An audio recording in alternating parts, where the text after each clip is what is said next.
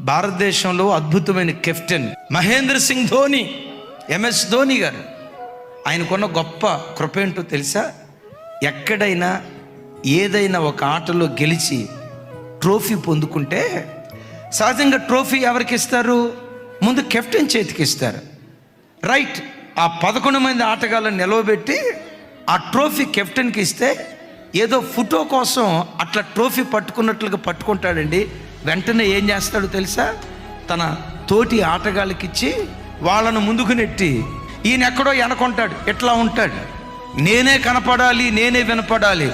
ఇది right leadership కాదు. ఒక మంచి సేవకుడు తాను కనపడుతూ తన నీడలో ఇలా అనేక మంది సేవకులను ప్రజలకు పరిచయం చేసేవాడిగా ఉండాలి. ఒక మంచి నాయకుడు ఎప్పుడు తాను మరుగై ప్రజలను ప్రమోట్ చేస్తాడు.